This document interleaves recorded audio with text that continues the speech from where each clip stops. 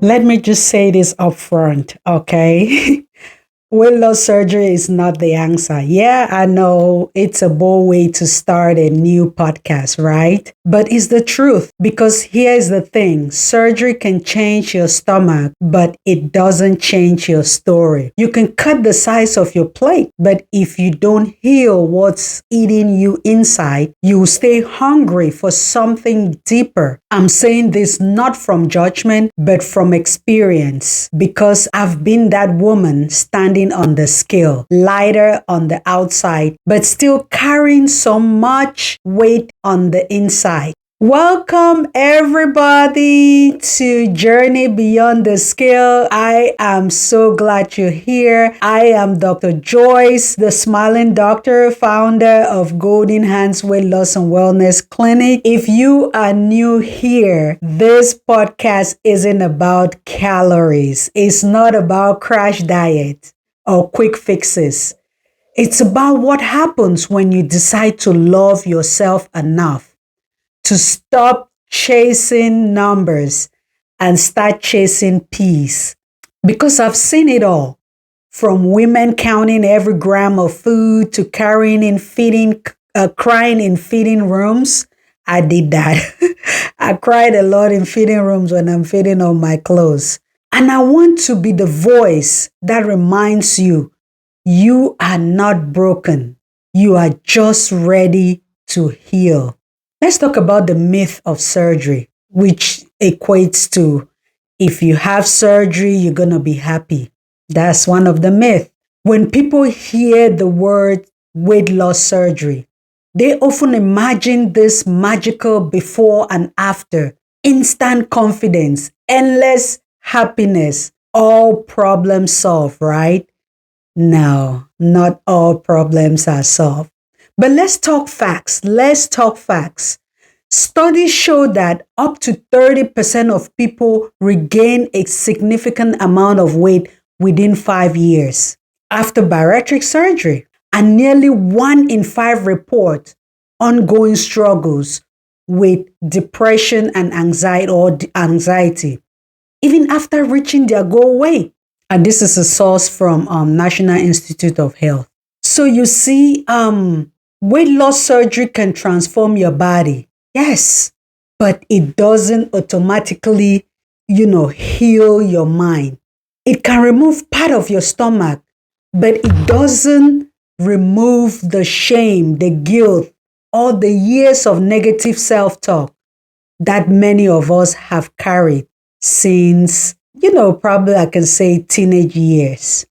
And I get it because I've been there.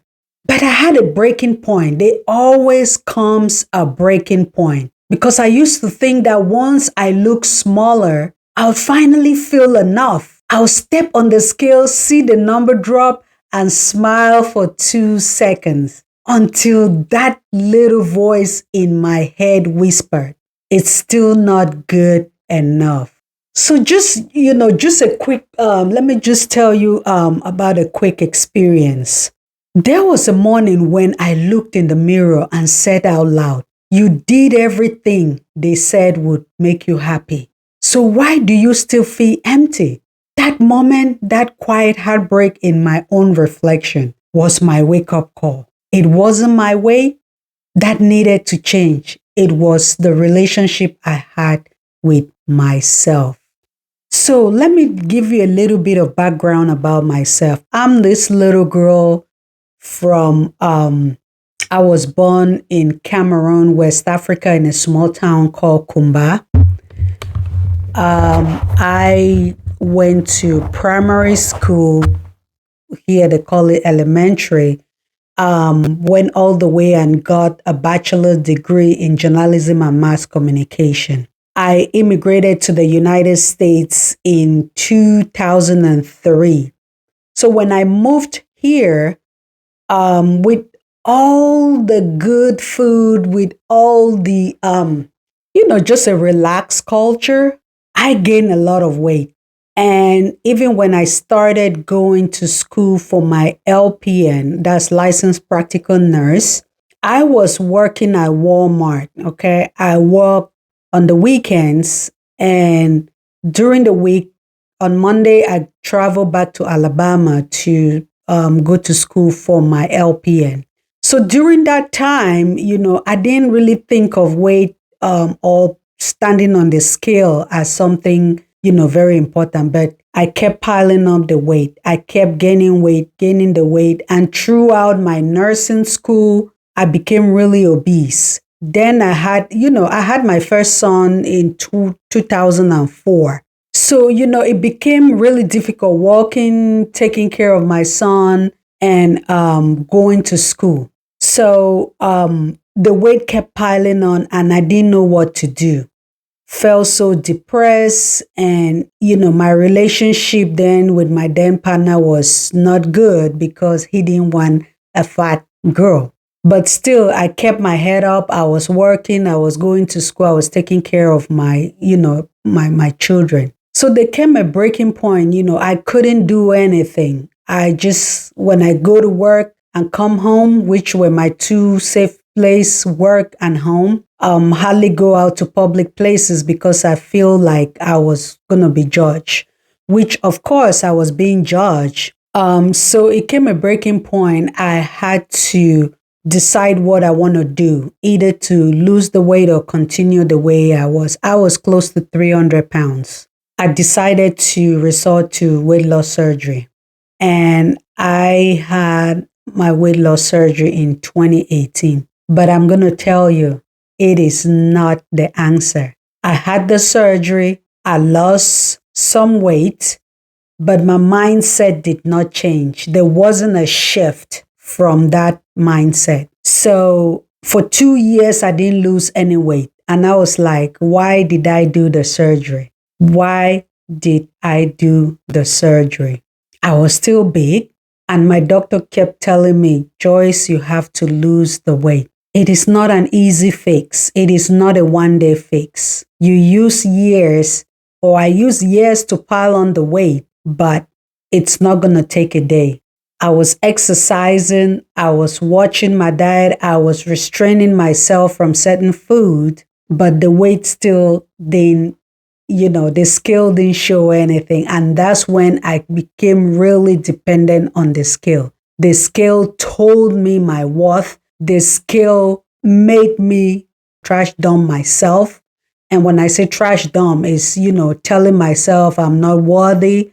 I am not going to be accepted in the society because I'm fat. So all those trash dump self-talk resulted me to, my mental health was deteriorating. I was anxious. I was depressed. But I'm going to tell you guys, keep pushing. Your progress, you have to show progress, not perfection. And thereafter, even after I wasn't losing the weight, my doctor had to prescribe GLP-1. And that is what saved me. That is what helped me and has been helping me. So I look at myself now and I say to myself, with all the data I collected over the years for my progress, I had to tell myself, even though I had surgery, I still have to accept myself. Now, don't get me wrong. Surgery saves lives. Surgery has saved a lot of lives. But if you don't change your mindset, if you don't change your thinking, your thought, it's going to be a very difficult process. I've worked with many people, many patients and clients at Golden Hands who needed it for health reasons. And it's a tool that can help you tremendously. I have signed clearances for patients to have weight loss surgery. But the surgery is not the answer. It's just the start. The real work begins when you rebuild your mindset, when you start feeding your soul what is truly craving, which is peace, purpose, and permission to exist without apology. And because losing weight doesn't fix what broke your self-esteem, healing is gonna help you fix your self-esteem. And what I've learned through my work at Golden Hands Weight Loss and Wellness Clinic, I've sat across from many women in tears, saying things like, I thought I'd finally be confident after surgery, but I still hate what I see. And I said that to myself too a lot of times, that I hate what I see. And with you losing tremendous weight, there is going to be loose skin. That's another part of the story. You're going to have loose skin. And with that loose skin, with your skin flabbing, you're going to ask yourself a question. Was it worth it? Because you have to still go through another surgery, which I did. I went through about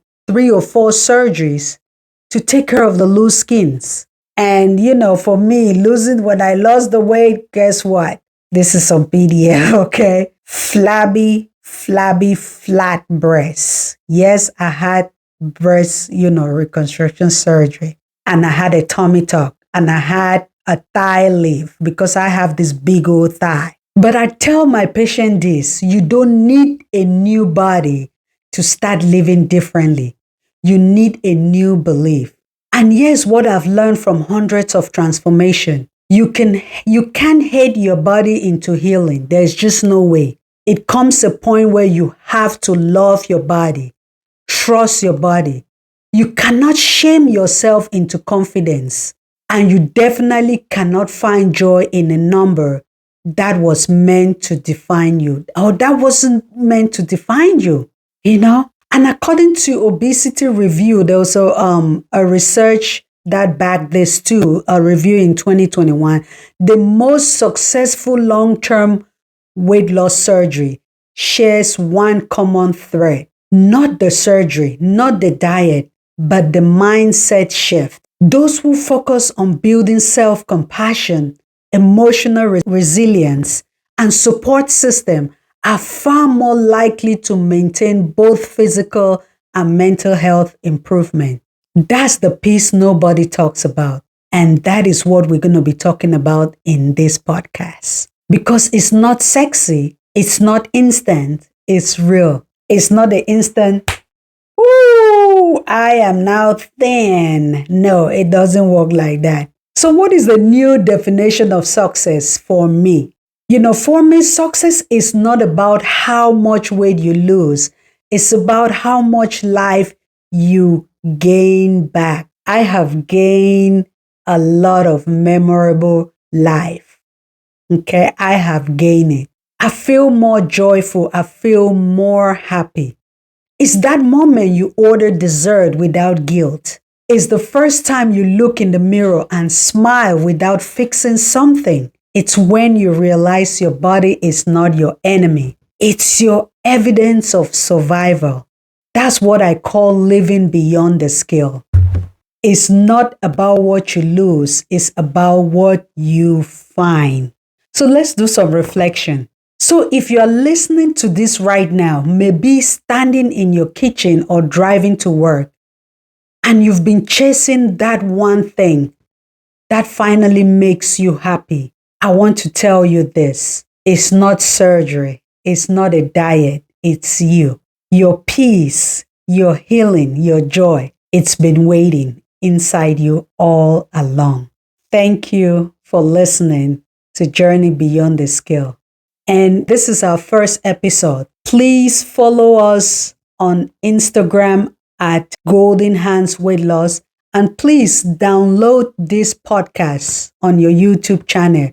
Our channel is at Journey BTS. Share, like, subscribe, and comment. You never know who this is going to help. Share it with your friends. And with you liking, sharing, and putting a comment down on our YouTube channel, it helps put us out there so other people can see us and follow our journey. So next week, we're going to talk about the moment everything shifted for me and the day I finally saw myself through a different lens. Until then, promise me this. Don't wait for the weight to leave your life. Start now, because freedom doesn't begin on the scale. It begins in your heart. And remember, be kind to yourself. This podcast shares my personal experiences and insights for educational purposes only. It is not medical advice, and it should not replace guidance from your healthcare provider or qualified professional. Journey beyond the scale, I find my way.